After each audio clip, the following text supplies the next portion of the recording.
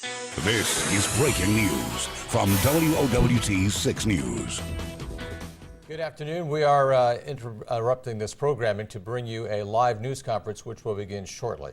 It has been a heartbreaking 24 hours for our community as word that Officer Carrie Orozco, who was 29 years old, she was a wife, she was a mother, she was an officer of 7 years for the Omaha Police Department, lost her life in the line of duty. This is a picture of Carrie with her husband yesterday. Today, we were told that her baby girl, named Olivia Ruth, who was born premature, was going to be going home from the hospital, and Officer Orozco was to begin her maternity leave. She actually went to work for the Omaha Police Department while her baby was in the hospital so she could enjoy her maternity leave at home. And you're looking at a picture right there. She holds Olivia Ruth. The other two children in this picture are her stepchildren, and she is married.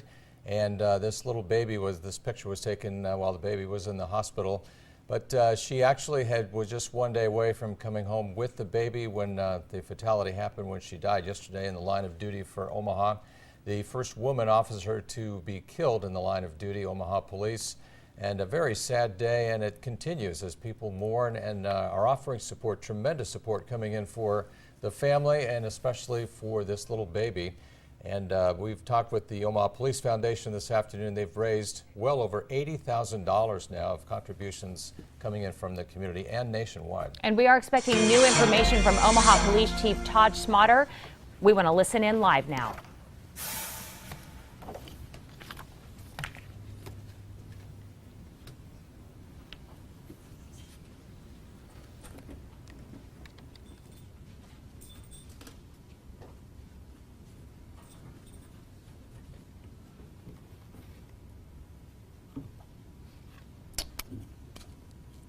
On behalf of the Omaha Police Department, I want to thank the citizens of Omaha and the law enforcement community, locally and nationally, for the overwhelming support they have shown us.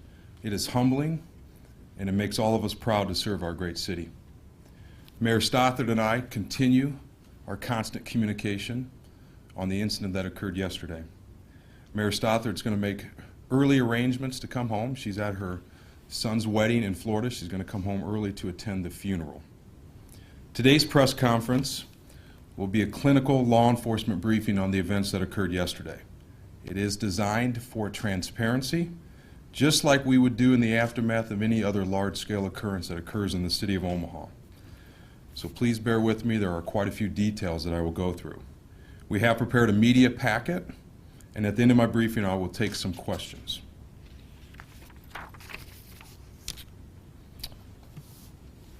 On Monday, May 20th at 12:58 p.m., Omaha police officers assigned to the Metro Area Task Force were conducting surveillance in the area of Martin Avenue and Reed Street.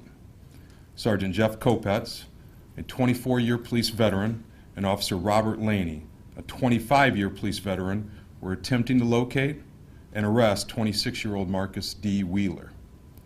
Wheeler was wanted on a felony warrant for first-degree assault as a result of a shooting that occurred on September 5th, 2014. You should have copies of this in your media packet. While Sergeant Kopetz and Officer Laney were watching the residence at 3057 Martin Avenue, additional officers assigned to the multi-agency task force began responding to their location to assist with locating Wheeler. Among the responding officers were Officer Jeff Shada, a 21-year police veteran, and Officer Carrie Orozco, a 7-year police veteran. Officer Laney observed a suspect which matched the description of Wheeler on foot near the intersection of Vane Street and Martin Avenue. Officer Laney drove to the intersection of Vane Street and Martin Avenue where he observed Wheeler walking in a grassy area on the north side of Vane Street across from the address of 3159 Vane Street. Officer Laney radioed to Sergeant Kopetz that he had the suspect. Officer Laney parked his unmarked vehicle, equipped with emergency police lights, in front of 3159 Vane Street. The red and blue emergency police lights were flashing at this time. Officer Laney got out of his vehicle and called Wheeler by his name and told him to stop. Wheeler responded by pulling a handgun and firing at least 3 gunshots at Officer Laney. One bullet struck the lower portion of the driver's side door of Laney's vehicle. It's depicted in the photo. Officer Laney did not have a chance to discharge his handgun in response. A second bullet struck the back window of a parked vehicle in the driveway at 3159 Vane Street. A female witness was standing near this vehicle and witnessed and corroborated the confrontation between Wheeler and Officer Laney. Wheeler then fled north towards the rear of 3057 Martin Avenue. At this point, Officer Laney radioed to Sergeant Kopetz that shots were fired and that Wheeler had fled towards 3057 Martin Avenue. Sergeant Kopetz quickly drove his unmarked vehicle into the driveway of 3057 Martin Avenue and turned on his red and blue emergency lights. The sergeant got out of his vehicle and observed Erica L. Coppage Williams and a small child come out of the front door of the residence. Sergeant Kopetz yelled out to Coppage Williams to come out away from the residence to him, so he's motioning her, come to us. Sergeant Kopetz described Coppage Williams' appearance as agitated and stressed as she yelled back at him. Sergeant Kopetz then observed Wheeler appear from the back of 3057 Martin Avenue, walking across the driveway from the west towards the east. There's a green four-door sedan parked in the driveway that was between Wheeler and Sergeant Kopetz. Sergeant Kopetz gave Wheeler loud verbal commands to stop and get on the ground. Wheeler instantly responded to the verbal commands by quickly turning towards Sergeant Kopetz, taking a crouched shooting position, pointing a handgun and firing multiple gunshots at Sergeant Kopetz. Sergeant Kopetz at this time returned gunfire towards Wheeler. At this moment, Officer Orozco and Officer Shada ran up to the driveway and formed a tactical approach behind Sergeant Kopetz's position. Wheeler continued east over a fence and into the backyard of 3055 Martin Avenue. The sergeant, followed by Officer Orozco and Officer Shada, approached the backyard along the west side of 3055 Martin Avenue. Sergeant Kopetz observed Wheeler in the backyard. Wheeler was again crouched down in a shooting stance and fired a second volley of multiple gunshots at Sergeant Kopetz. Sergeant Kopetz also fired multiple gunshots at Wheeler in return. Immediately after this exchange of gunfire, Officer Orozco yelled out that she had been hit. Sergeant Kopetz turns towards her, observed her bleeding, and yelled for her to get on the ground. Sergeant Kopetz then lost sight of Wheeler as he fled towards the east. During the exchange of gunfire, Wheeler fired at least 6 gunshots from a 9mm caliber handgun, equipped with a high-capacity drum-type magazine, should be depicted in one of the photos. This exchange of gunfire was witnessed by a citizen. Officers Shada and Orozco did not discharge their duty weapons. Their duty weapons were .45 caliber. Officer Orozco suffered a lethal gunshot wound to her upper chest area, just above the front panel ballistic vest line. Officer Shada pulled Officer Orozco to the front yard of 3055 Martin, where Officer Shada began to administer first aid. 2 uniformed patrol officers arrived on scene and began CPR on Officer Orozco until the Omaha Fire Department arrived and took over the emergency medical procedures. Wheeler was struck by 2 gunshots. One was a lethal gunshot wound to his chest. However, he was able to continue eastbound through the backyards along Martin Avenue to the rear of 3043 Reed Street. A witness observed Wheeler collapse in the yard on the southeast corner of the residence at this address. The witness also observed a handgun fall to the ground with Wheeler. Witnesses alerted officers to Wheeler's location. Sergeant Kopetz, Officer Laney, and other officers that had arrived at the scene located Wheeler lying Wheeler lying on the ground at the rear of 3043 Reed Street. Lying next to Wheeler was the 9mm Glock handgun. The uniformed patrol officers began CPR on Wheeler until the fire department could take over. Officer Orozco and Wheeler were transported to CHI Hospital in extremely critical condition, with CPR in progress for both.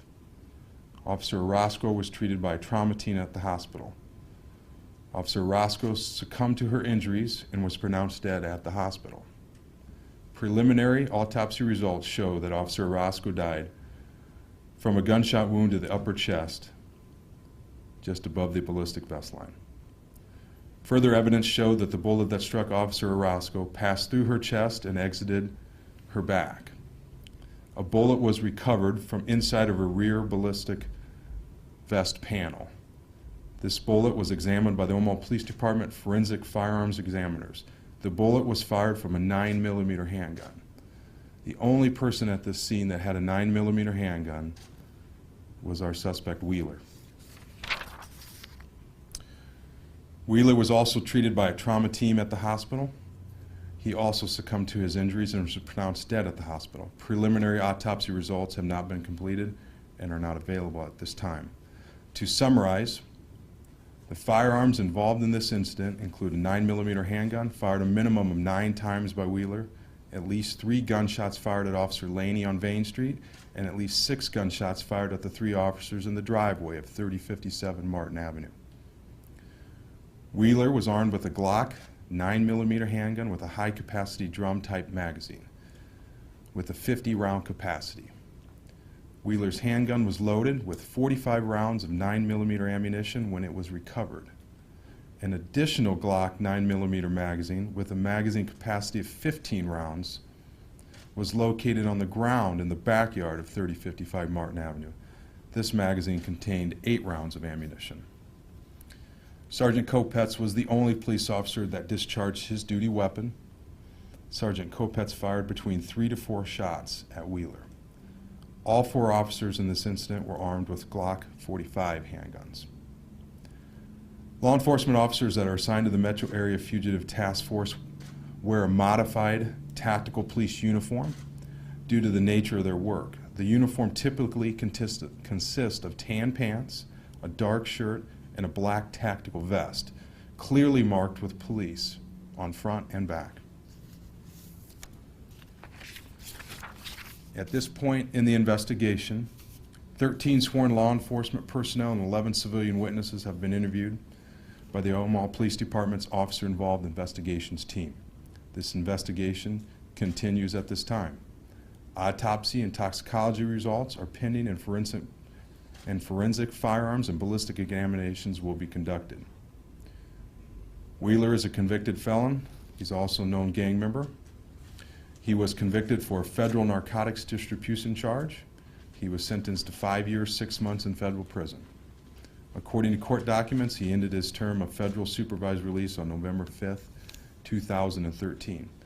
Douglas County Attorney Don Klein has been contacted and briefed on this incident. The sergeant who discharged his weapon is 51-year-old Jeffrey Kopetz. And again, he's a 24-year veteran assigned to the Omaha Police Fugitive Squad. He has been a supervisor in that squad for many, many years. Per Omaha Police Department policy, any officer who discharges his or her firearm that results in injury or death is placed on paid administrative leave, pending the officer-involved investigations team and internal affairs investigations. Sergeant Kopetz has been placed on paid administrative leave.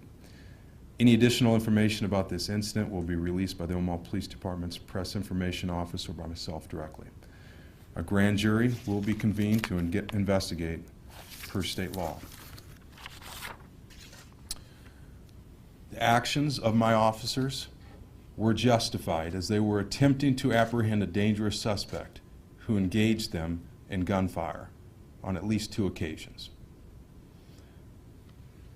I'm going to go ahead and take a few questions as to the incident at hand. Please identify the news organization you're with, state your name, and speak loudly so any viewers can hear your question as well. How often do you see, 50-round capacity, how often do you see something like that with such a high capacity out on Omaha streets? It's a rare weapon. The drum magazine is not something we see very often. And the drum magazine can go to an offender's mindset, and it certainly shows you the type of weaponry that is out there on occasion, but even this one is rare, even for law enforcement to see. Chief Meyer, Jessica Gill, WOWT 6 News. Can you talk a little bit about the time and care that goes into getting such a dangerous person in custody? Sure. The Metro Area Fugitive Task Force, they do their homework. Once you get a warrant that's signed by a judge, They start their background work trying to identify where that particular suspect may be, and their background work involves all the investigative tactics that a normal investigator would take. And on this particular occasion, they took it upon themselves to even conduct surveillance of the location to see if they could find him.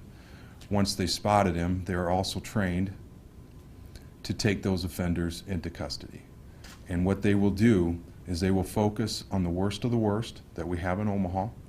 Oftentimes, they're given special assignments based on who we feel is the most dangerous person in Omaha with a warrant at the time. I'm not saying Wheeler was, but he certainly was extremely dangerous and on our high list. I'm going to go to Tom Becker. You had a question. Yes, sir. Thank you. Yesterday in the press conference, you would not talk about this because you said the investigation was ongoing. Right. Do you consider the investigation to be complete now, or is there still more investigating going on? Well, there's always more investigating going on because we still have the autopsy results. We still have to do the ballistic testing and do all the legwork on that. But this is as complete as we're going to get after one day. And as I said earlier, we feel it's important to come out to the public, let the public know what happened. We do this after every major occurrence, and it's the way we operate. It's designed for transparency, Tom, and we wanted to ensure that we did this on this shooting as well. In essence, our procedures have not changed, and our protocol hasn't changed because an officer was involved. Chief Paul Gutierrez, Fox 42 News. You had mentioned that at the scene, Erica Coppedge-Williams seemed distraught and that she was yelling at officers. Right. Could you expand on that? What was she saying? What was she yelling? How distraught was she?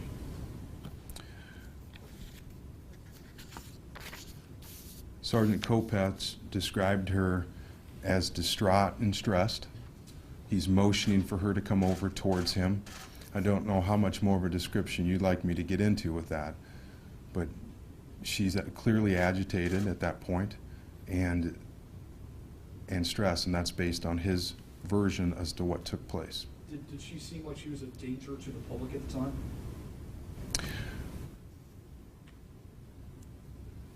Agitated and stressed? I don't know if that means it's danger to the public. I'm having a hard time understanding your question as to where. I was just trying to get a sense of how agitated she was and his reasoning for having him, his reasoning, the sergeant's reasoning for motioning them over was to get them to a safe location. He's not viewing them as any threat or any suspect at that point. Is that where you're going with it? I'm gonna surmise that's where you were going with it. And partly, I was just wondering, what was said during the exchange? I don't have those exact notes with me right now. I paraphrased it for this press release today. We're going to go on to the next question right here. Chief Kelly Bartnick with Channel 3. You still have some officers, at least you did, up on the scene there. How does that play out as a timeline, and what is the outcome of this investigation since the suspect is deceased? Well, the outcome of the investigation will continue with all the evidence that we need to gather so it can proceed to a grand jury. It will be presented to a grand jury for final closing of this particular case. They will either issue a bill, a true bill or not, and that's based on their investigation. So there are things that we need to do to continue for that package for the county attorney to put forward to the grand jury. As far as the Omaha Police Department officer involved in investigation team, they will continue work in this case until all these elements are shored up. And oftentimes we have more information come in later on as witnesses didn't want to come forward earlier, etc. Again, like I always say, we're giving you what we have right now. Do you know where that gun came from? Was it stolen? I don't know where that gun came from. Yes, sir, in the back. Chief Nick Bogert, NBC News. I'm looking at the criminal history, and perhaps I misheard your recounting of the federal sentence. I understood you to say he was released in November of 2013 from his federal sentence. The criminal history here contains, at least on 2 dates, crimes committed in 2013. Only in for a few months, and also, can you comment at all on the charges that he did face being basically dismissed by prosecutors with nothing but a fine? We can get you that information, Nick. It's just I don't have that packet in front of me. And it's a little bit more detailed of an explanation because you're talking about a suspect's criminal history sheet. So when we're done here, we'll get you those answers. Chief, today the focus here is about the Your name and organization, please. Lindsay Visa. Hi, Lindsay. Today the focus is about the investigation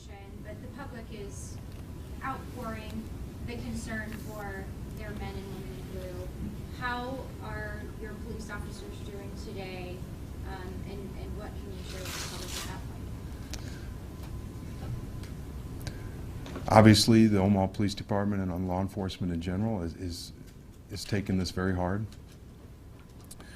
But as hard as we're taking it and as bad as we feel, I will say I'm very proud of the Omaha Police Department. I'm proud of their professional response. Many officers came in early to work to assist, answering radio calls early. They came in and they did their job professionally. And that's the response that any community would want in the aftermath of this. Any more questions? Jeff Saban, WOWT. Hi, Jeff. Are you ready to release any information as far as the services? We can get that to you. The services, I believe, are in the, they're coming to the end of getting finalized.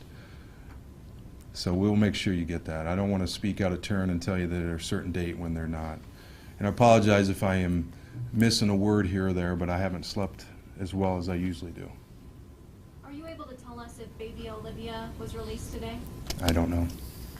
Chief, you talk about the stress that the police officers have been under. What type of counseling or support is there available, not only for the officers that were involved in the shootout, but I would imagine it's very stressful to any officer on the force. Is there services or are there opportunities for them to get the counseling, and what do they go through? There is. The department as a whole has access to a peer support group that is especially adept at handling the aftermath and working officers through scenarios like this. There are about 9 or 10 officers directly involved in either the CPR or the incident that we will have a mandatory referral in which they'll get an opportunity to talk to somebody that's a doctor in this field to make sure that they're prepared to come back to work and that they can process this appropriately. I'm going to take one more question. Christina, do you want that? You've mentioned that you kind of walked through how the tactical uniforms work, and we've heard in the past, even for locally, of officers being hit by gunfire, even while wearing their tactical uniforms. Do you foresee any sort of change coming with how their uniforms are set up or laid out or anything like that? I know it's hard to tell the future, but I don't see any change. The vest is what it is. It's not going to cover every aspect of our body, and it never will. Law enforcement will always be a dangerous job. And there's an element of risk that Omaha police officers and officers all across this country put themselves through to keep a society safe. Mr. Wheeler on this occasion was being sought after because he attempted to shoot and kill another member of our community. So it's law enforcement's job to find that individual and try to bring them into custody. And that's all they were doing here. And because of the elements of everything that goes in law enforcement, it's dangerous, and one of the officers was killed on this occasion. And I don't know how to summarize it any more than that. It was a tragic circumstance that didn't have anything to do with equipment, tactics, or anything like that. It had to do with the fact that this job is extremely dangerous. And I'm going to close by saying we appreciate the Omaha community support. It is truly overwhelming to receive the letters and the phone calls and the texts and the emails showing this support for the Omaha Police Department. And I have this feeling a week ago, 2 weeks ago, a year ago, but I have it even more today. The Omaha community is a special place. Thank you and have a good evening.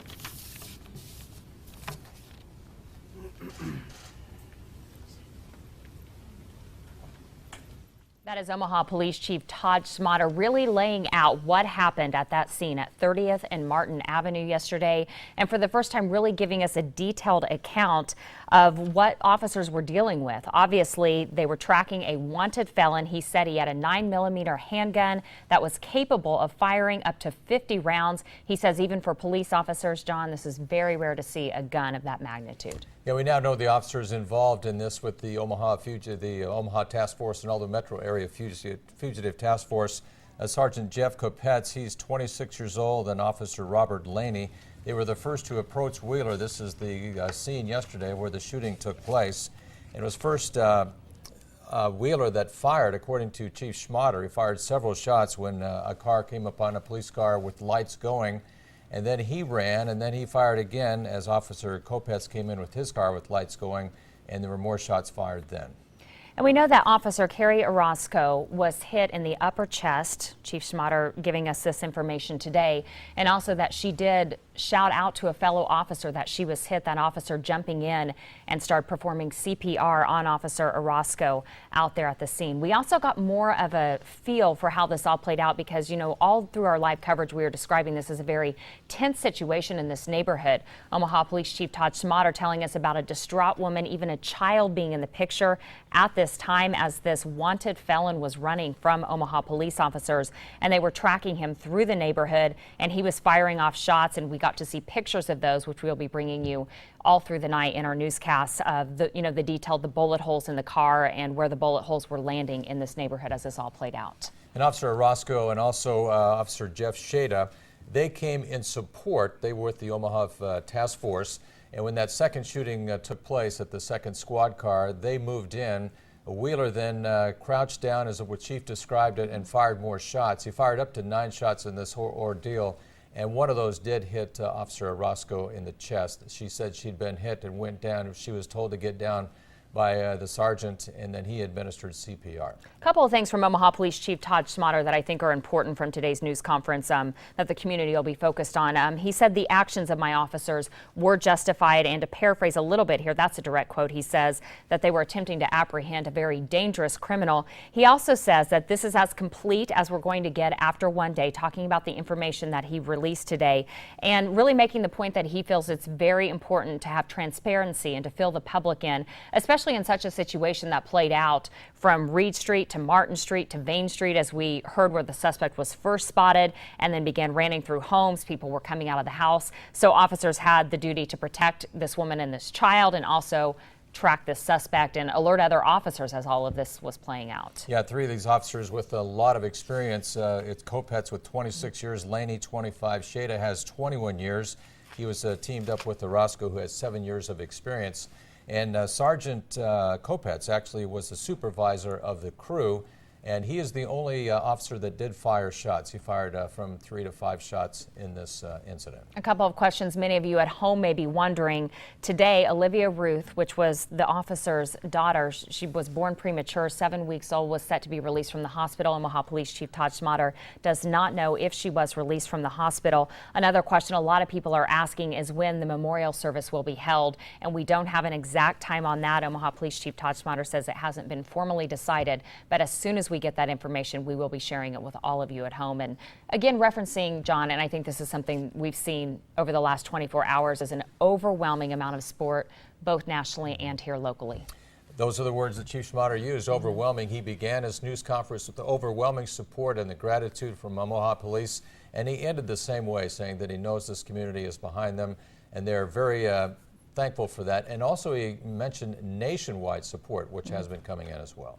We want to take a quick break in just a moment. We will have more of those detailed pictures that came out during today's news conference for you when our 5 o'clock newscast begins. We will continue our complete coverage of this breaking news situation. Thank you so much for joining us on WOWT 6 News.